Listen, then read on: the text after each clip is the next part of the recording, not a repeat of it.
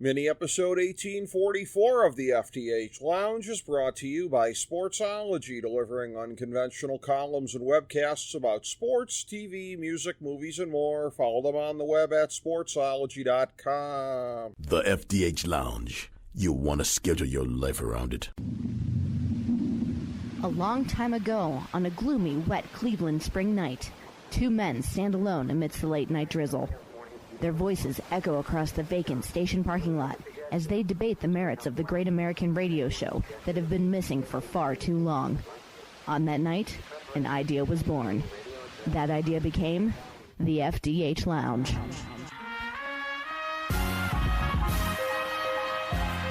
Welcome to the FDH Lounge. Welcome to mini episode 1844 of the FDH Lounge. This is FDH Managing Partner Rick Morris here with our preview of the biggest pro wrestling show of the year, AEW All In Texas.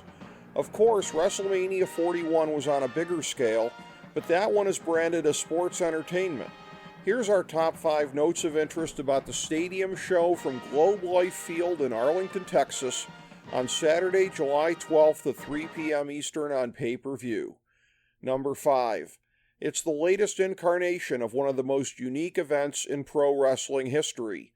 Back in the dark days of 2018, when WWE Creative was at rock bottom and there were no pro wrestling promotions on a large scale in the U.S., the group of pro wrestlers known as the Elite, Cody Rhodes, the Young Bucks, and Kenny Omega, promoted All In 2018 to win a bet with legendary pro wrestling journalist Dave Meltzer that they could top 10,000 in ticket sales with an independent event.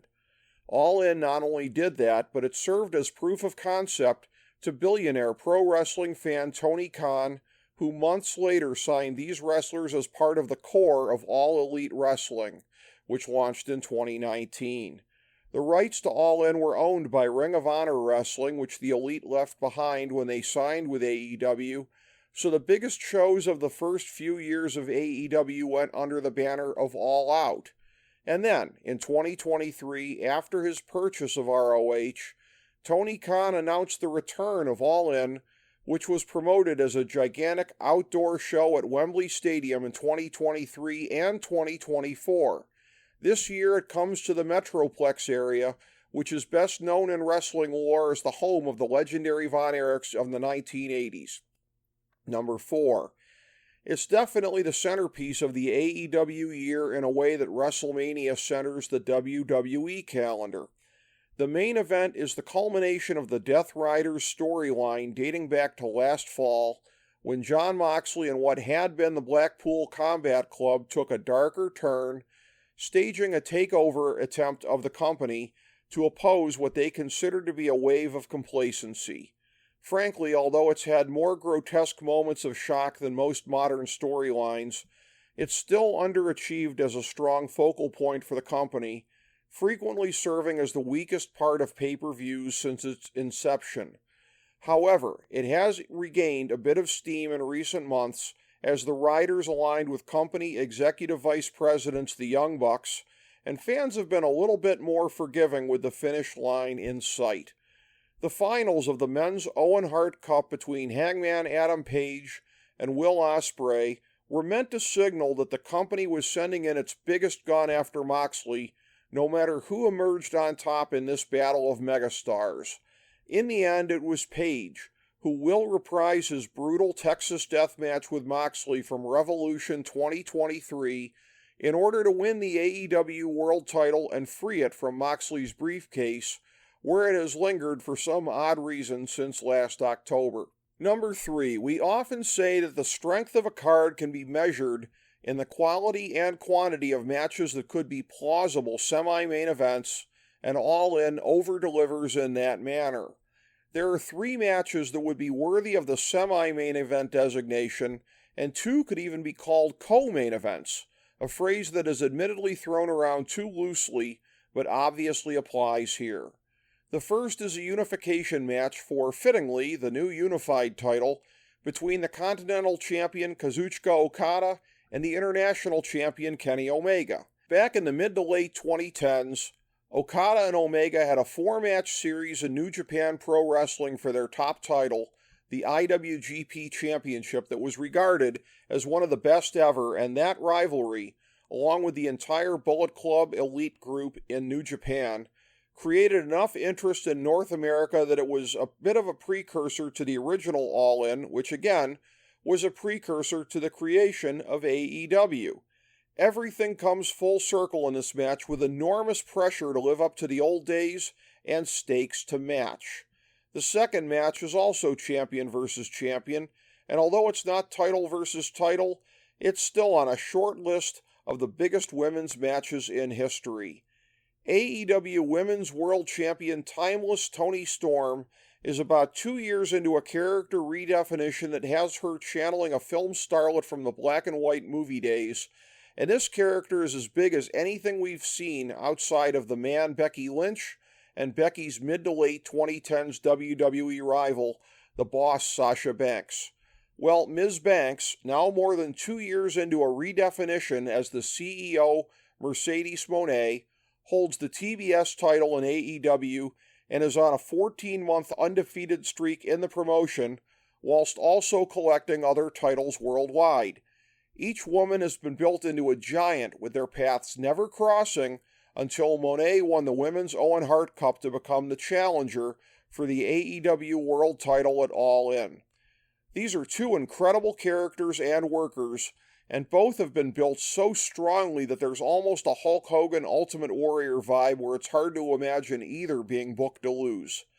The third match, which could be a plausible semi-main event match, if not co-main event match, is a clash of the Young Bucks, the most decorated team in AEW history, against an all-star combination of Swerve Strickland and Will Ospreay, both of whom have been battling the Bucks/Death Riders combo.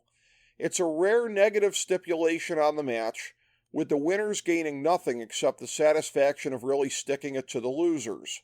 If the Bucks lose, they forfeit their power as executive vice presidents of the promotion.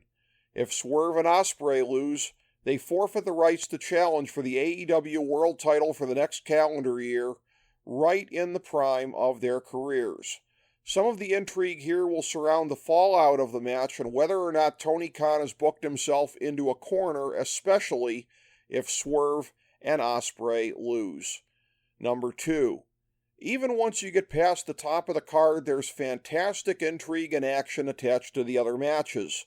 Adam Cole defends his TNT title against one of the great up-and-coming, total package talented heels in the business, Kyle Fletcher.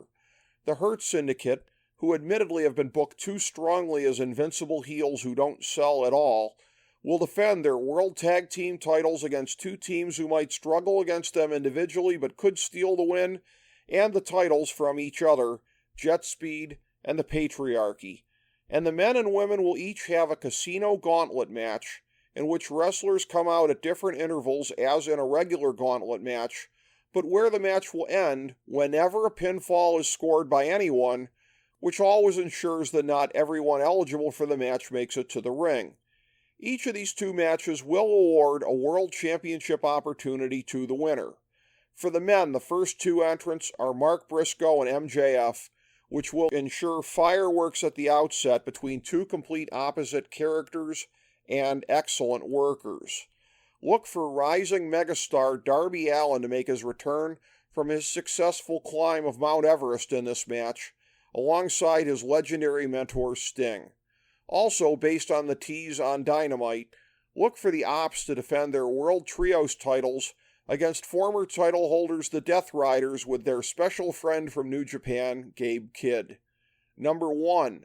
All In Texas has the chance to cap off a comeback for AEW that's been a while in coming. A promotion that debuted months before the pandemic, hung in there in excellent fashion during their residency in Jacksonville, and had a triumphant return to the road in mid-2021, started to feel some adversity in mid-2022, when their world champion was out of action not once but twice, forcing big changes, while the internal strife between backstage factions exploded into the open like the WWF exactly a quarter century earlier. Wrestlers and front office types have spoken of quote-unquote restoring the feeling for much of the past 2 years, which, Aside from the all-in stadium shows and intriguing Continental Classic tournaments, haven't seen as much good news in terms of ratings, attendance, and overall fan interest. This is notwithstanding a TV renewal with Warner Media that puts the company on a firmer footing than ever. With unmatched in-ring talent and tremendous characters, the ingredients for a turnaround were there all along, and in 2025 it seems that fans have reacted better to tweaks in the storytelling. If Hangman Adam Page, regarded by many as the main character of AEW, can cap off his own tumultuous journey since 2022, both in and out of storyline, then fans can move forward into the next year of AEW programming with as much confidence as they felt during what was arguably the promotion's peak at All Out 2021, when Bryan Danielson and Adam Cole debuted on the heels of CM Punk's big return to pro wrestling. Here's hoping anyway. Thank you for joining us for this mini episode of the FDH Lounge.